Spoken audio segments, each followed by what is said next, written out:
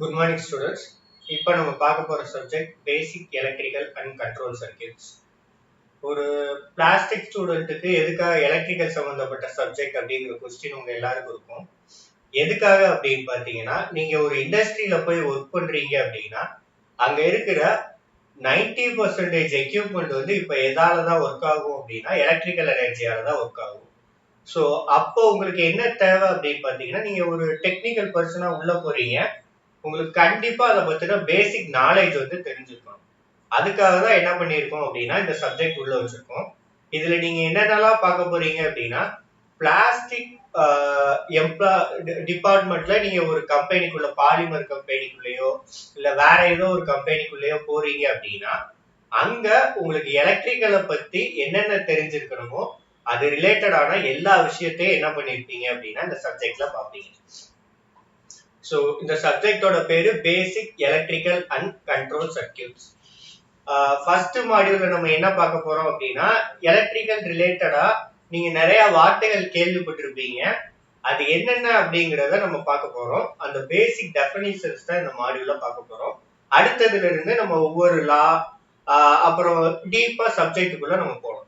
So first நம்ம பார்க்க போறது ஆட்டம். ஆட்டம்னா தமிழ்ல அணு அப்படின்னு சொல்லுவாங்க. இத பத்தி நீங்க நிறைய சயின்ஸ்ல படிச்சிருப்பீங்க.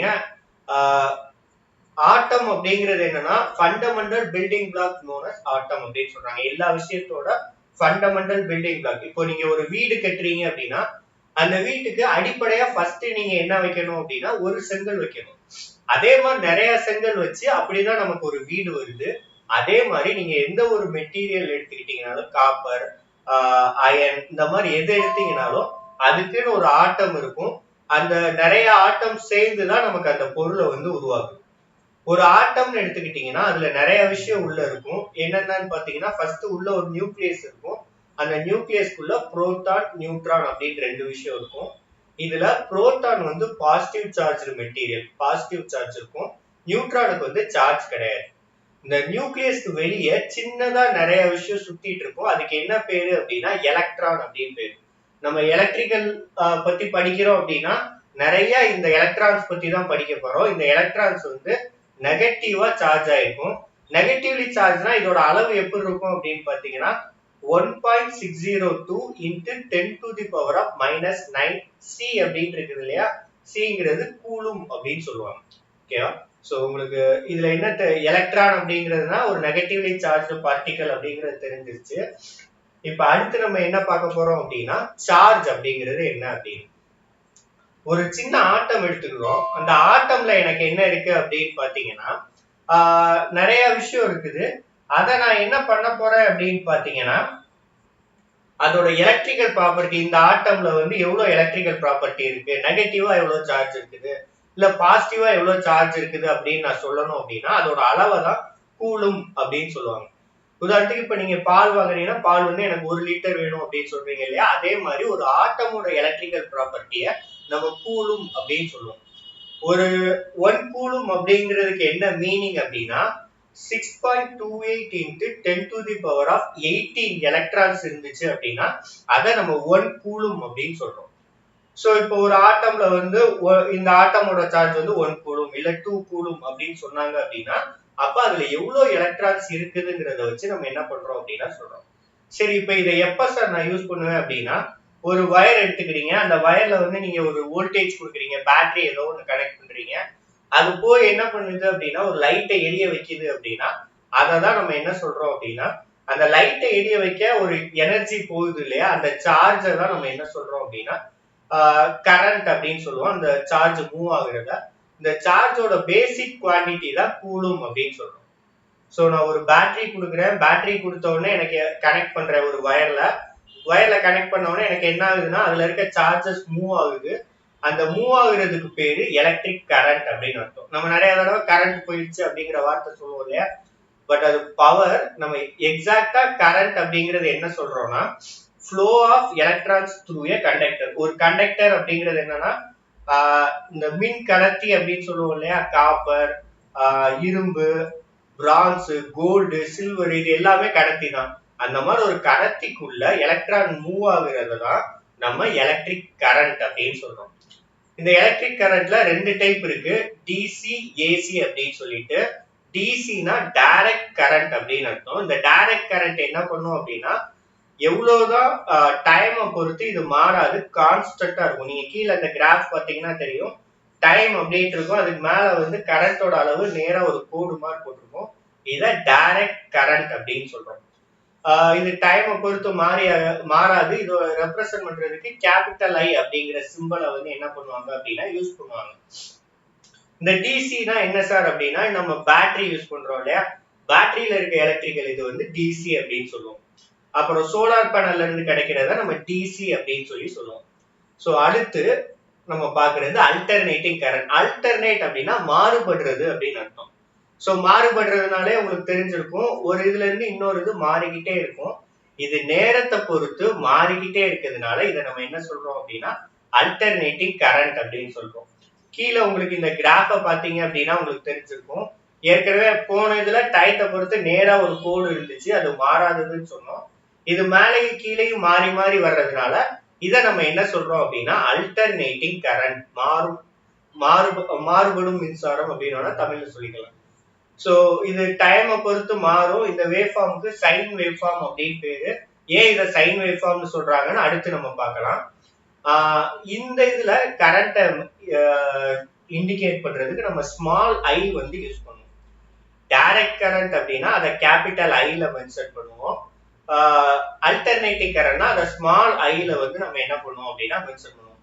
டிசி கரண்ட் வந்து பேட்டரியில இருக்கு, அப்ப ஏசி கரண்ட் எதுல இருக்கும் அப்படின்னு கேட்டீங்கன்னா நம்ம வீட்டுக்கு இபில இருந்து வர்ற எல்லாமே வந்து என்ன அப்படின்னா அல்டர்னேட்டிங் கரண்ட் தான். இப்போ உதாரணத்துக்கு வந்து என்ன அப்படின்னா நீங்க ஒரு பிளக் பாயிண்ட்ல வந்து நீங்க என்ன பண்றீங்கன்னா டிவியை கனெக்ட் பண்றீங்க அப்படின்னா அந்த பிளக் பாயிண்ட்ல இருந்து வர்றது ஏசி கரண்ட் தான். ஓகேவா? சோ நம்ம வீட்டுல மிக்சி, கிரைண்டர் இது எல்லாமே வந்து என்ன அப்படின்னா ஏசில ரன் ஆகுறது தான். இதுதான் அல்டர்னேட்டிங் கரண்ட் அப்படின்னு சொல்லுவாங்க. அடுத்து நம்ம பாக்குறது வோல்டேஜ். வோல்டேஜ் அப்படிங்கிறது என்னன்னா எந்த ஒரு பொருளையும் நம்ம ஒரு இடத்துல இருந்து இன்னொரு இடத்துக்கு மாத்துறதுக்கு நம்ம ஒரு விசை வந்து கொடுக்கணும். ஒரு விசையோ ஒரு தூண்டு சக்தியோ இருந்துச்சு அப்படின்னா தான் ஒரு பொருளால ஒரு இடத்துல இருந்து இன்னொரு இடத்துக்கு மூவ் ஆக முடியும். அதே மாதிரி கரண்ட் நம்ம சொல்றோம் இல்லையா, அந்த கரண்ட்னா ஏற்கனவே நம்ம சொல்றோம் எலக்ட்ரான் ஒரு இடத்துல இருந்து இன்னொரு இடத்துக்கு மூவ் ஆகுறது அப்படின்னு நகர்ந்து போறதுன்னு. அந்த எலக்ட்ரான் ஒரு இடத்துல இருந்து இன்னொரு இடத்துக்கு நகர்ந்து போறதுக்கு தேவையான உந்து சக்தியை கொடுக்கறதான் வோல்டேஜ் அப்படின்னு சொல்றோம், எலக்ட்ரிக்கல் வோல்டேஜ் அப்படின்னு சொல்லிட்டு. சோ இவ்வளவு நாள் நீங்க வோல்டேஜ்னா என்ன, வோல்டேஜ் கரண்ட் இந்த வார்த்தையை அடிக்கடி கேள்விப்பட்டிருப்பீங்க. அதுக்கான அர்த்தம் இதுதான். ஒரு எலக்ட்ரான் மூவ் ஆகுறதுக்கு பேரு கரண்ட், அது மூவ் ஆகுறதுக்கு தேவையான உந்து சக்தியை கொடுக்கிறது வோல்டேஜ் அப்படின்னு சொல்லி நம்ம சொல்றோம். ஓகேவா? இந்த வோல்டேஜோட யூனிட் வந்து வோல்ட்ஸ் அப்படின்னு சொல்லுவோம். அதை இண்டிகேட் பண்றதுக்கு வி அப்படின்னு சொல்லுவோம். கரண்டோட யூனிட் வந்து ஆம்பியர் இல்லைன்னா ஆம்ப்ஸ் அப்படின்னு சொல்லி சொல்லுவோம். ஓகேவா? அடுத்து நம்ம பாக்குறது ரெசிஸ்டன்ஸ் அப்படின்னு. ரெசிஸ்டன்ஸ் அப்படின்னா தடை அப்படின்னு அர்த்தம். இங்கிலீஷ்ல ரெசிஸ்டன்ஸ்ங்கிற வார்த்தைக்கு அர்த்தம் தெரிஞ்சீங்க அப்படின்னா தடை அப்படின்னு சொல்லுவோம். எலக்ட்ரிக்கல்ல ரெசிஸ்டன்ஸ் அப்படிங்கிறது என்னன்னா ஒரு எலக்ட்ரான் ஒரு இடத்துல இருந்து இன்னொரு இடத்துக்கு மூவ் ஆகுது. நம்ம எல்லாருக்குமே நல்லா தெரியும், நம்ம ஒரு இடத்துல இருந்து இன்னொரு இடத்துக்கு போறோம்னா அங்க ஒரு உராய்வுனால நமக்கு ஒரு தடை ஏற்படும். இப்போ நீங்க உதாரணத்துக்கு வேகமா ஓடுறீங்க அப்படின்னா உங்க கால் வந்து தரையில பட்டு உரசும், அப்போ உங்களுக்கு காலுக்கும் தரைக்கும் இடையில ஒரு உராய்வு ஏற்படும் இல்லையா. அந்த மாதிரி ஒரு எலக்ட்ரான் போறதுக்கு அந்த இடத்துல ஒரு தடை ஏற்பட்டுச்சு அப்படின்னா அதை தான் நம்ம ரெசிஸ்டன்ஸ் அப்படின்னு சொல்லுவோம். உராய்வுன்னு சொல்றதை விட இதை வந்து ஒரு தடை அப்படின்னு சொல்லலாம். இங்கிலீஷ்ல என்ன சொல்லுவாங்கன்னா ability to oppose the flow of current அப்படின்னு சொல்லுவாங்க. ஓகேவா? ரெசிஸ்டன்ஸ் அப்படின்னா கரண்ட் ஃப்ளோ ஆகுறதுக்கு இருக்க தடை. இதோட யூனிட் வந்து என்ன சொல்லுவாங்க அப்படின்னா ஓம் அப்படின்னு சொல்லுவாங்க. அடுத்து பவர் அண்ட் எனர்ஜி. ஒரு வேலையை நான் செஞ்சு முடிக்கணும்னா அதுக்கு தேவையான சக்தியை தான் நான் என்ன சொல்றேன் அப்படின்னா பவர் அப்படின்னு சொல்றேன். இந்த பவர் அப்படிங்கிறது என்னன்னா ஒரு ஃபேனை நான் ஆன் பண்றேன் அப்படின்னா அந்த ஃபேன் ஓடுறதுக்கு எவ்வளவு சக்தி அது எடுத்துக்குதோ அதை தான் நான் என்ன சொல்றேன் அப்படின்னா பவர் அப்படின்னு சொல்றோம். நீங்க இப்ப லைட் வாங்குறீங்கன்னா 10 watts LED lamp, 20 watts 40 watts சொல்றீங்க இல்லையா, அந்த வாட்ஸ் எல்லாம் அதோட பவரை குறிக்குது, அது எவ்வளவு பவர் கன்சியூம் பண்ணணும்னு. இந்த பவர் எப்படி கண்டுபிடிக்கிறதுனா வோல்டேஜ் இன்டு கரண்ட் தான் பவர் அப்படின்னு நம்ம சொல்றோம். அடுத்து நம்ம பாக்குறது எனர்ஜி அப்படிங்கிறது. இந்த எனர்ஜியை பொதுவா நம்ம என்ன சொல்லுவோம்னா ஜூல்ல சொல்லுவோம். எலக்ட்ரிக்கலை பொறுத்த வரைக்கும் நம்ம என்ன பண்ணுவோம் அப்படின்னா கிலோ வாட் ஹவர்ல நம்ம சொல்லுவோம்.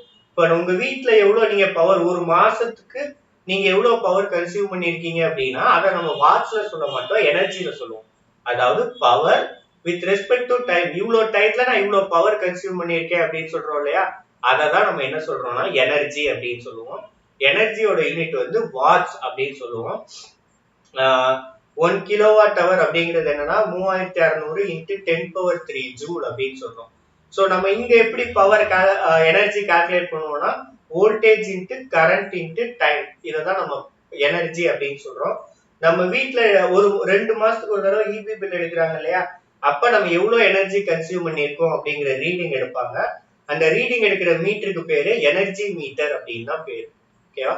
ஸோ இதோட இந்த மாடியூல் முடியுது. இந்த மாடியூல்ல நம்ம என்ன பார்த்தோம்னா ஆட்டம்னா என்ன, சார்ஜ்னா என்ன, கரண்ட்னா என்ன, கரண்ட்ல என்னென்ன டைப்ஸ் இருக்கு, டைரக்ட் கரண்ட்னா என்ன, அல்டர்னேட்டிங் கரண்ட்னா என்ன, வோல்டேஜ்னா என்ன, ரெசிஸ்டன்ஸ்னா என்ன, அடுத்து பவர் அண்ட் எனர்ஜி, இது எல்லாத்தையும் பார்த்துப்போம். இது எல்லாத்தையும் உங்களுக்கு என்ன கண்டிப்பா தெரியும்னா எல்லாத்தோட யூனிட்டும் தெரியணும். சார்ஜுக்கு கூலும், கரண்ட்டுக்கு ஆம்பியர், வோல்டேஜுக்கு வோல்ட்ஸ், ரெசிஸ்டன்ஸுக்கு ஓம்ஸ், பவருக்கு வாட்ஸ், எனர்ஜிக்கு கிலோ வாட் ஹவர். ஓகேவா? இதோட இந்த மாடியூல் முடியுது. அடுத்த மாடியூல்ல நம்ம சில பேசிக் லாஸ் பத்தி, எலக்ட்ரிக் லாஸ் பத்தி தெரிஞ்சுக்கணும். ஓகேவா? தேங்க்யூ.